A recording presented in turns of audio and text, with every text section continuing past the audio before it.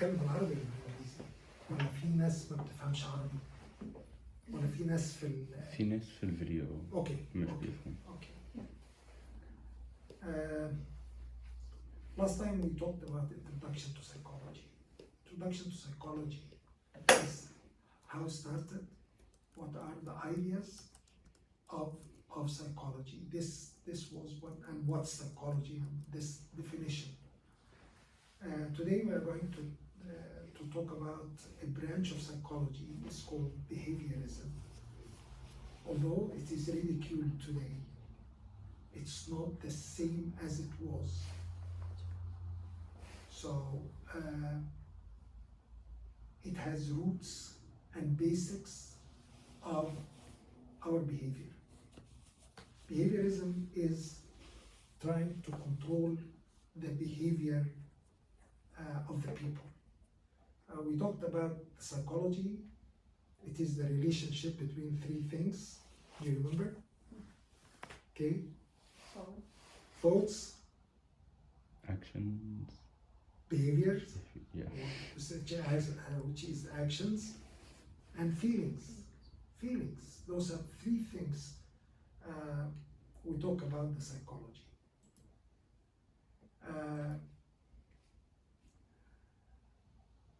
The method which was used in the very beginning, which is introspection. Introspection is to look at myself and to discover myself, to discover what's in it. A method of examining self wasn't enough to explain behavior. Started with examining the behavior of animals. Actually, there was a very big Russian scientists about 100 and some years ago. His name is Pavlov, and Pavlov studied the animals and did actually start of the behaviorism. He started to influence the animals by stimulating them, and started to read the response of the animals. Observed responses for external stimuli, that what's called SR response. And he ignored that the animal has its own nature. So can we change people with ignoring their own nature? No. If we can't change animal, we can't change people. Address the cognitive mapping. What's cognitive mapping? Did you drive in the freeway today? You didn't? Okay. When you go to St. Mary, for example, you drive in the freeway and somebody can ask you, did you see the accident in the freeway?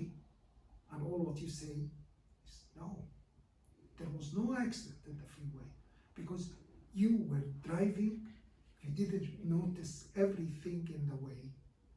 You notice the road. You know it by your mind. You don't think of it.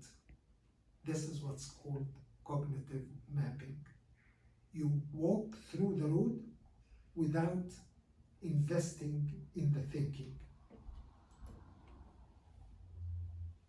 Evolved into addressing the nature effects. The nature effects is, do you remember in last lecture there was a guy by the name of Galton?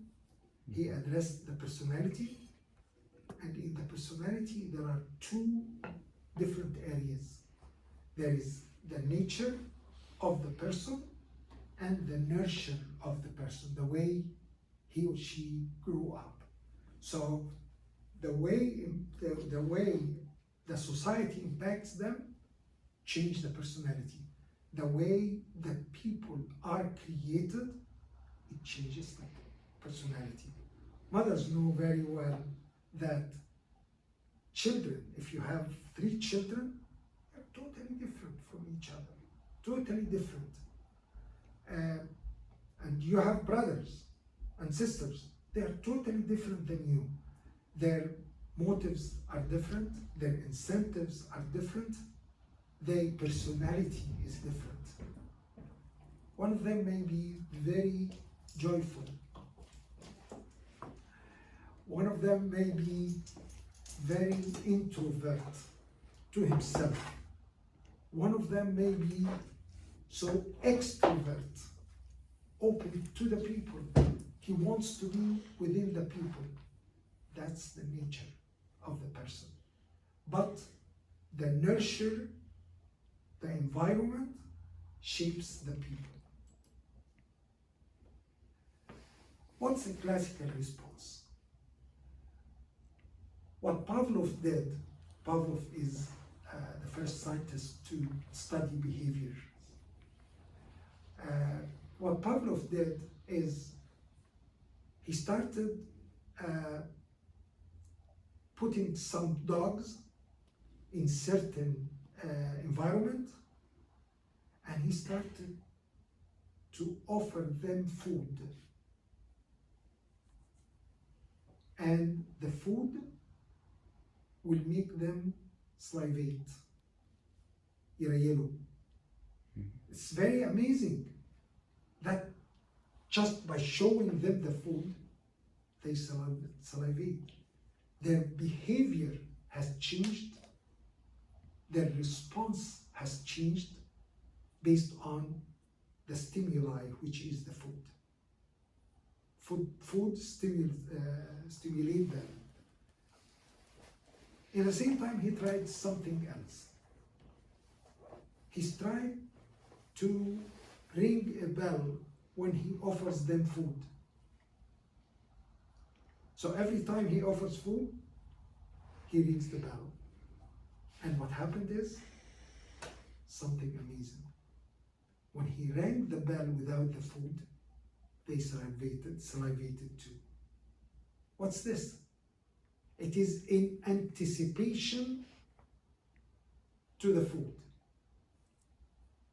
Remember, the food is the main stimulus to stimulate them.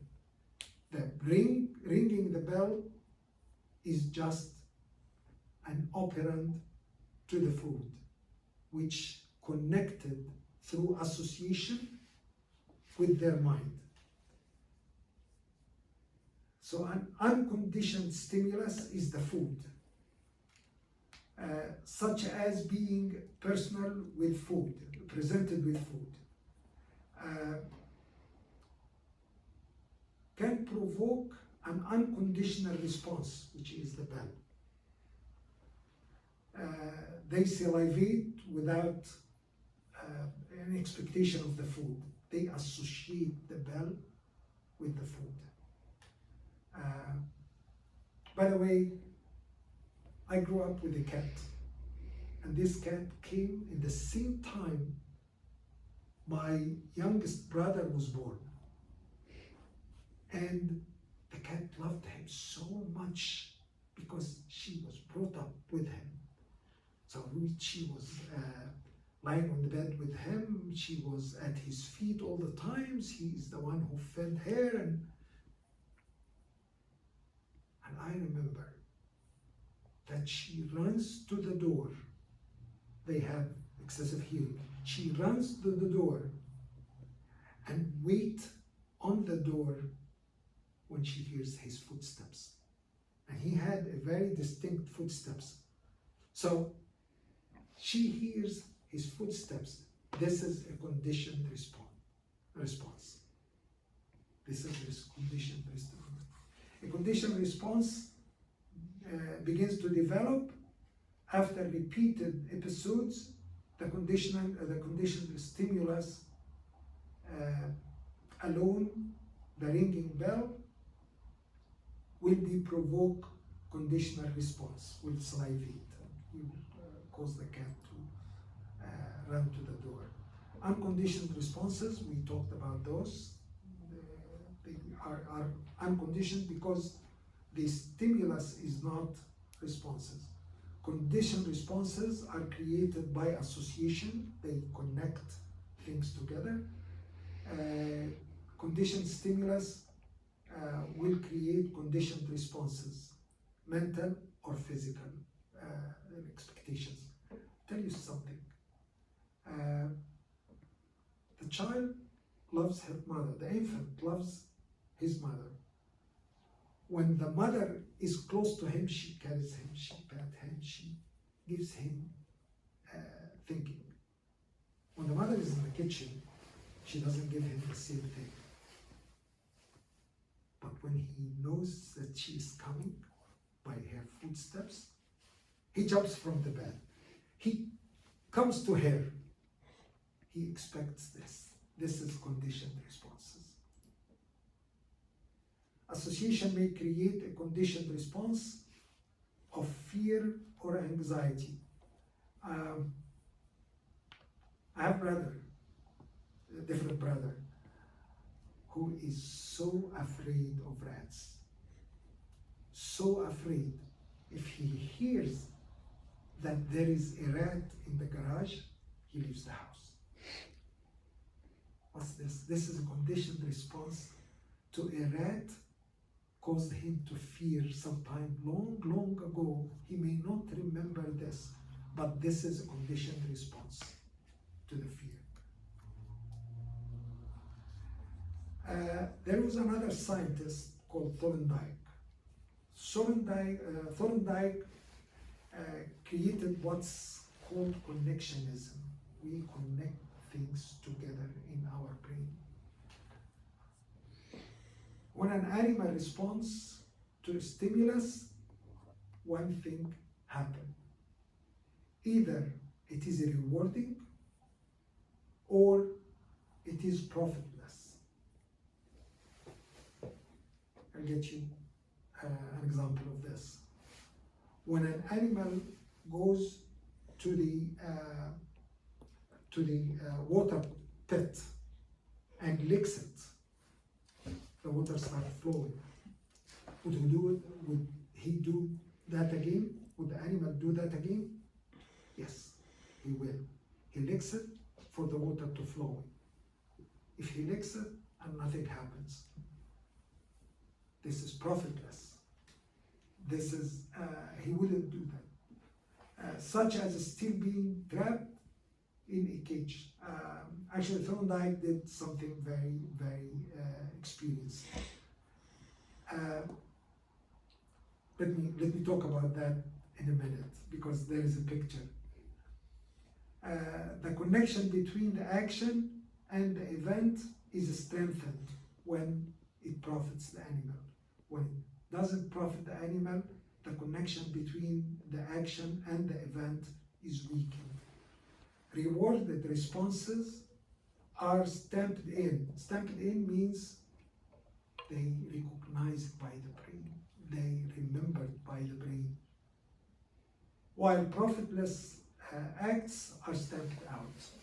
They don't do, the animals don't do that again.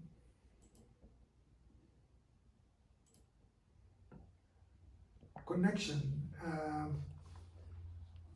The connectionism is learning through observation. I observe the people around me, and I recognize that there is a connection between their action and their behavior, and their reward. Learning processes can happen in a controlled environment. That's called instrumental conditioning. I'll tell you something. When you have a box of candy and you go to Sunday school and ask them a question, they expect that you are going to give them a candy when they answer right. So what happens is, all kids raise their hands. All kids jump up and down. They want you to choose them. That's because they observed that their response to the questions is rewarding. Sometimes we ask the kid, here's the question, do you know the answer? He says, I don't know the answer. And if you give him a candy, all the kids will raise their hands the next time. All the kids, no exception. If you wait until one of them answer question correctly, all of them will raise their hands. Most of them will raise their hands if they know the answer. So we change the behavior. They connect the reward with the behavior. What hungry cats experience, we'll talk about it in the next slide.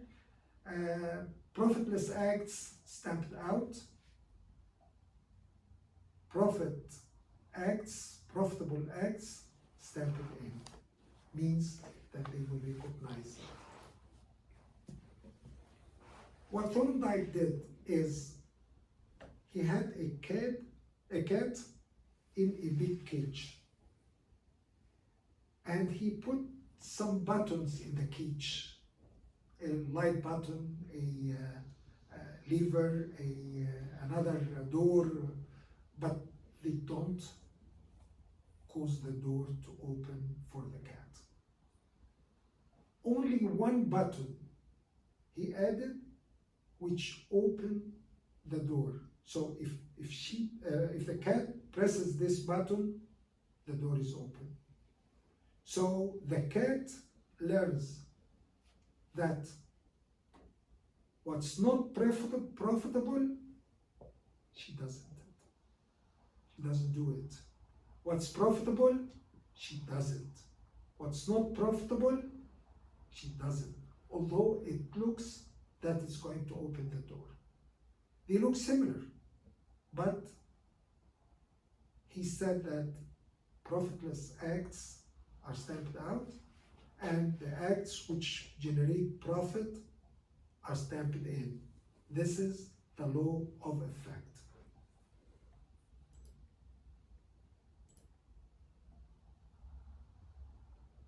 A response to a situation that results in a satisfying outcome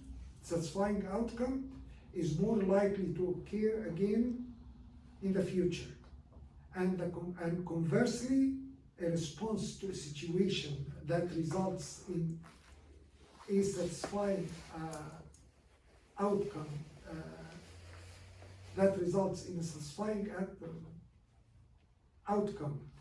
is less likely to occur. No, I think this statement is wrong. A response to a situation that results in a satisfying outcome is more likely to occur again in the future. And conversely, a response to a situation that results in a not satisfying action, right? Yeah, in a non-satisfying, basic, yeah.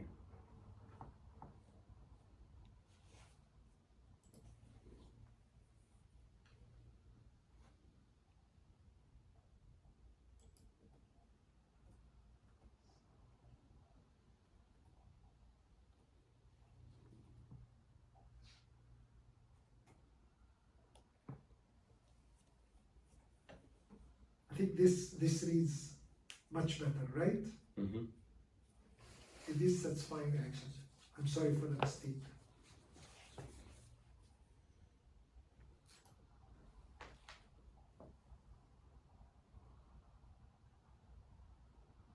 Okay, so a response to a stimulus which is profitable result in continuing doing the same thing. A response, and that's what happened exactly in internet. It's stimulating the brain. People, once they open the internet, they start looking at it and they can't quit. This is how addiction forms. This is how exactly addiction forms. While if they do something and it is profitless, or dissatisfying or punishable, they don't do it again.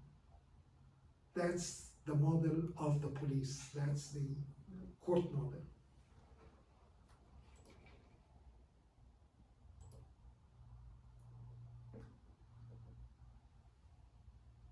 People connect the stimulus and the response, the profit or profitless, the reward or punishment. People connect the action with those things.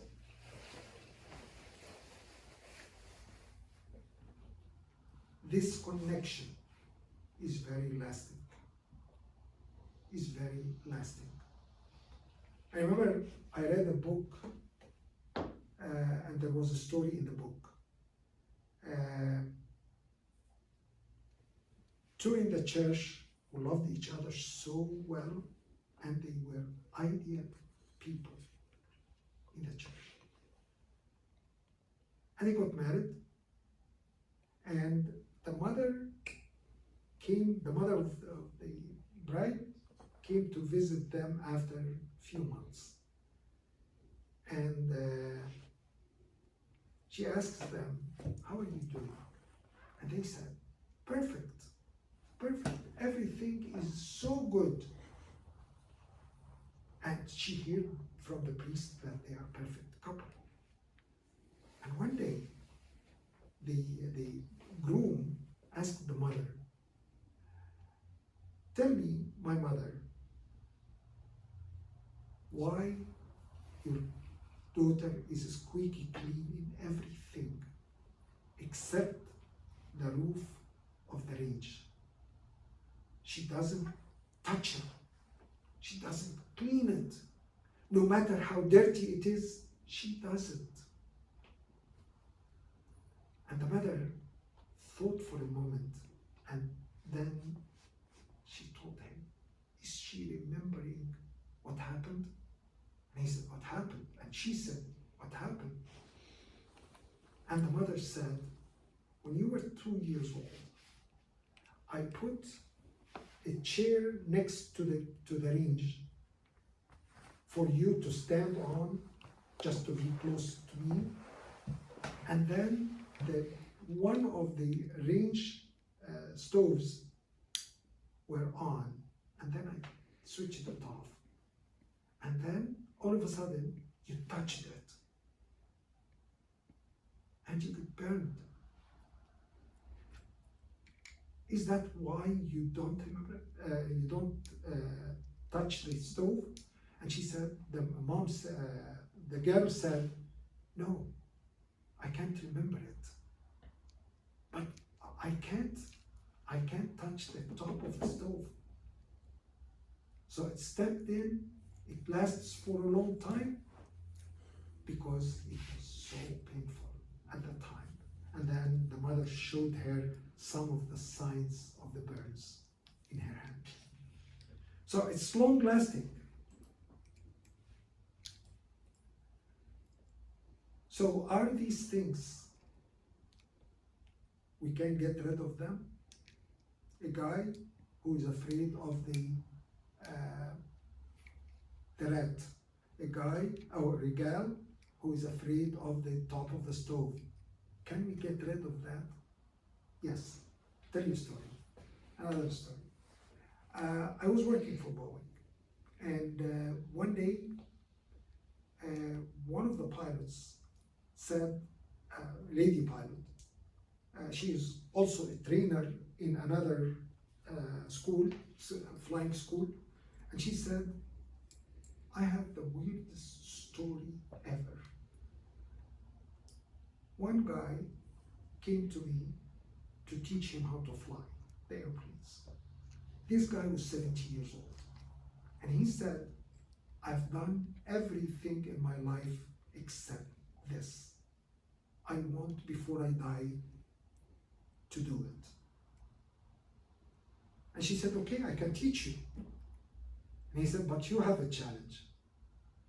The challenge is, I'm afraid of flying.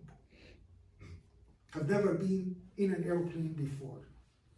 I am so scared from flying. She thought for a moment, checked with a psychologist. I don't know if you know that Boeing has psychologists also. So she checked with the psychologist, and then she came to him and said, I can do it. And she put him in an aeroplane next to her. She put him on the pilot seat next to her in the co-pilot seat. And she said, start the engine. And he said, I'll keep my hands on the key to switch the engine on. If you move the car, if you move the plane, I'll switch the engine off. And she said, no, I wouldn't. So I started the engine, and she started describing the instruments for him. Next time, and she said, okay. Next time, she said, I'm going to move the airplane around the spot it is in. And this is how to increase the gas. This is how to move it around it. So I said, I'll keep the keys in my hand. And she did. And she started going around several times. And then we are going to taxi the airplane. And he kept his hands on the keys and taxied the airplane. Now he trusted her. Now he is calm with her.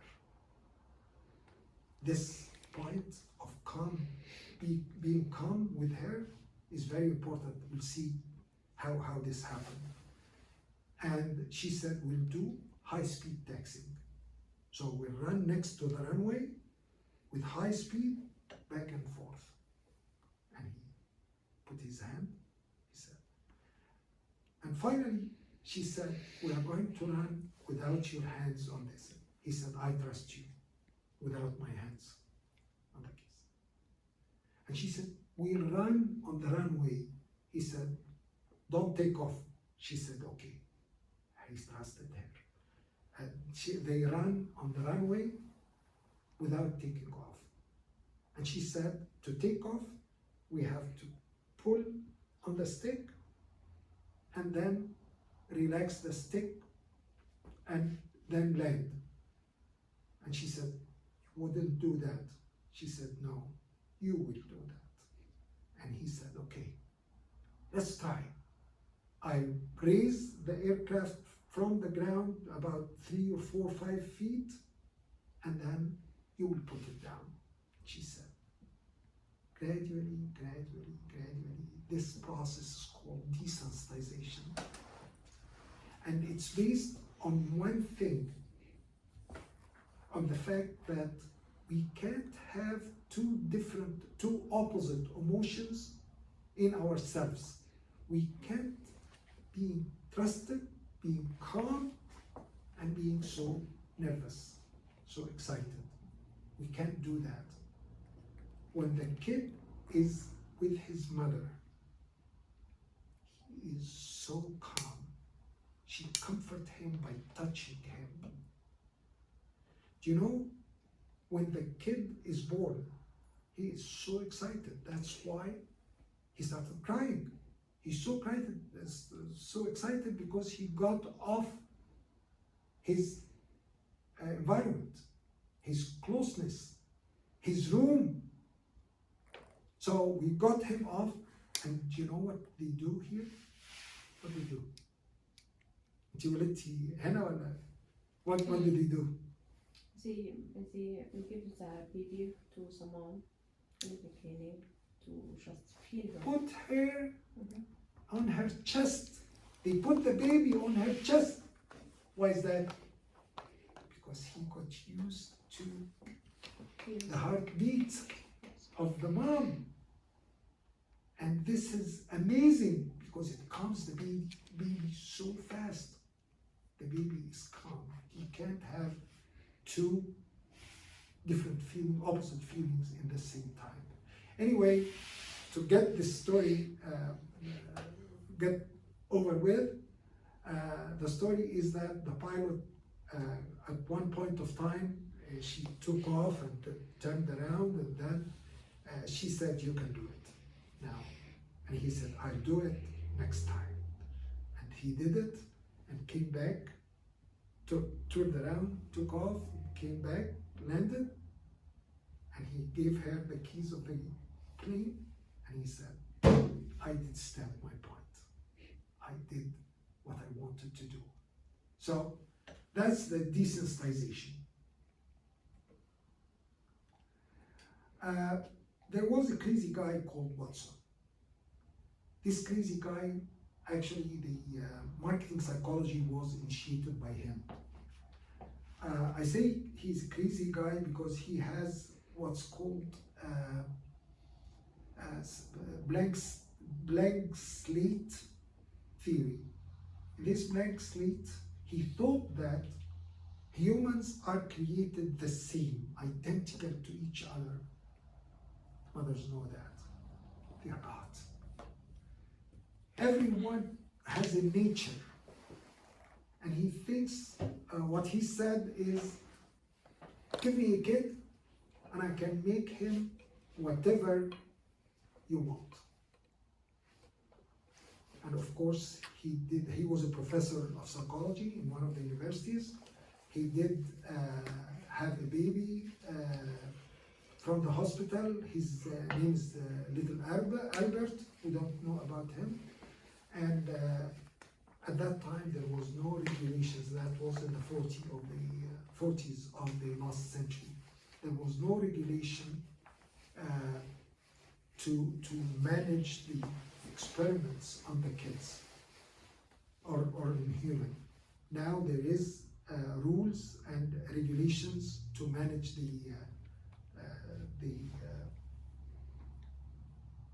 how we can control the experiments. Anyway, little Albert was taken from his mother and started to get exposed to fear, and he started to cry, and Watson didn't or was ignoring his mental capacity, mental capability, was ignoring the crying of the mother. They took back the baby Albert from him and they fired him. Anyway, he has a different story. You will read it in the book if you want to.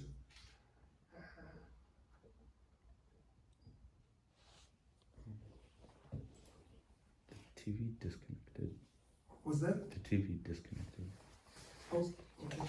So give me a baby and I'll make him anything you want. I make him a doctor, I make him an artist, I make him a writer, I make him a judge, I make him an officer, I make him anything you want. Is that possible? No. No. We need to respect the baby's talents. Everyone is created differently for a purpose of God. And that purpose is so crucial to consider for moms, for dads, for Sunday school teachers, for everyone. Everyone is different.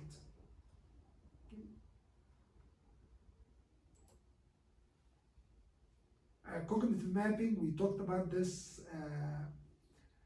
As rat explores a maze, they build up a cognitive mapping in their brain.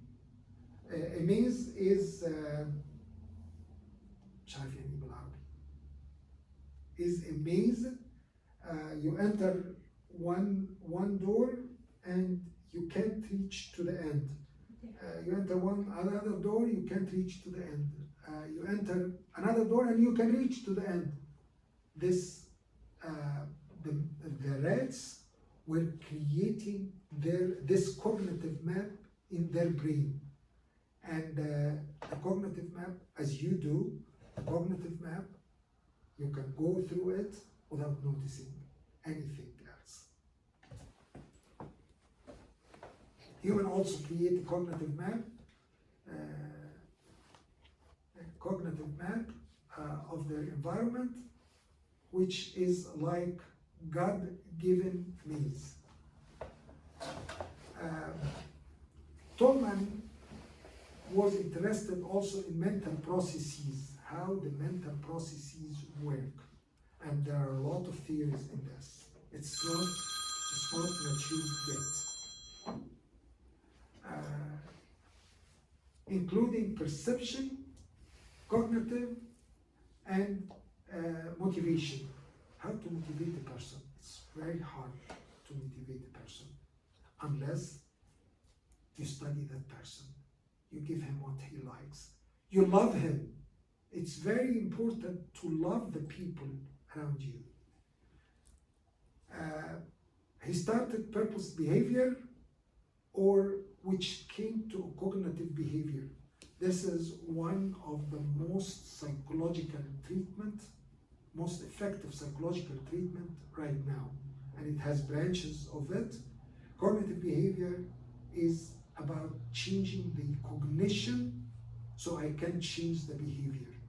Changing the understanding so I can change the behavior.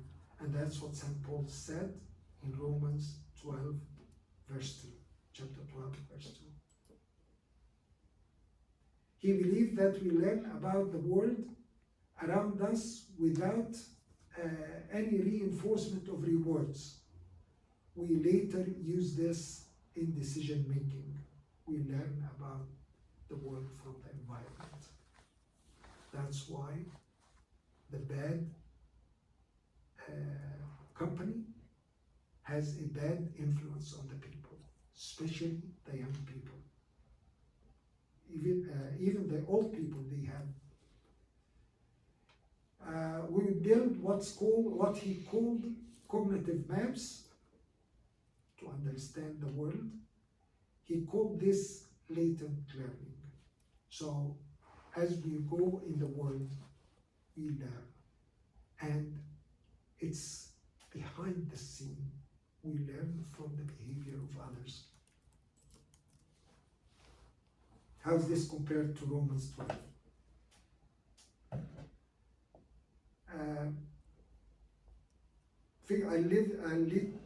I'll let you read page 77 of the book about the fixed actions of the people. Positive and negative reinforcement. Skinner is one of the most influencers in education. He is a scientist from Canada, actually from Vancouver here, and he is the most influencer in the people. What he said is, because of the time, an action such as a rat pressing a button has consequences such as the delivery of food, leading to an increased probability of the behavior and encouraging a repeat of the actions. And we have seen that in Sunday school, for example, as I told you. You bring a cookie or cookies, and then you ask a question. Everybody will try to understand it, especially if you ask that question in the beginning of the lesson. Everybody will try to anticipate the answer. Skinner concluded that behavior is primarily learned from the results of action. Skinner box, he has a box which he did his experiments on, coined the term operant conditional learning from consequences. So you learn to do the consequences, to do the behavior based on the consequences. If the consequences is profitable, you are going to do the behavior. Operant conditioning depends not on a preceding stimulus, but on what follows as consequences. So they follow the consequences. It is a two-way process in which an action or behavior is operating on the environment just as much as the environment is operating on the action. So you do something, you get consequences, you modify the thing to get the right consequence. Okay? And that's what the punishment system in jail is. Negative reinforcement may mean consequences which remove the positive consequences. So if you do good behavior in the jail, you are going to be released early. So the bad consequences are going to reduce.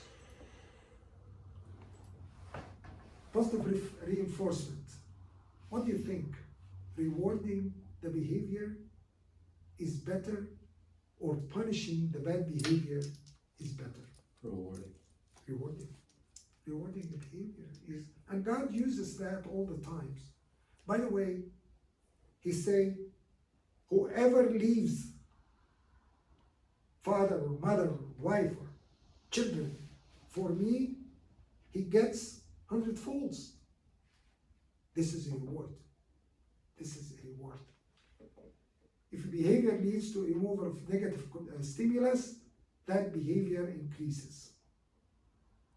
Behavior is shaped much more efficiently by positive reinforcement, much more. Negative reinforcement could even be more counterproductive. Can you have an example of this? People who rob others, they go to jail. Is this going to stop their behavior? Normally, they go back and rob. And more, and more, and they learn something. All forms of punishment were unsuitable for controlling children's behavior. We need to put this in mind while we behave with the young children. We have to give them rewards as much as we can. We don't have to give them punishment because this will counterintuitive. Genetic disposition acts on this also, acts on the response of the people to positive input. In teaching programs, we have to have incremental feedback because the incremental feedback gives them a chance to say their opinion. So I'm telling them a story. How do you find the story so far? How do you find the characters of the story? How do you find this and that? And they spell their opinion. Every step, I can do that. I have to encourage the right behavior. I have to encourage them. It doesn't have to be huge encouragement. A smile could take them a mile ahead. A small candy could take them. Desensitization, this is what we talked about, the story of the pilot. Unlearning behavior, if behavior could be learned, it could be also unlearned. A human being is not capable of experiencing two contradicting states of emotions at the same time. Reciprocation inhibition is to couple a relaxation technique with stimulus exposure. So, example, one is so afraid of rats, put him in a table. I relax him so much with music, with breathing technique, with whatever, and then I tell them that I'll introduce a plastic rat gradually from outside with a rope in front of them, and I do that, and they are relaxed. And then if I introduce a real rat, they will be relaxed too. This blocks out anxiety. Reciprocation inhibition techniques succeed in reconditioning the brain by focusing solely on symptoms and current behavior. أسئلة؟ مفيش أي أسئلة؟ We're done. Can you believe that? Right on time. Right on time.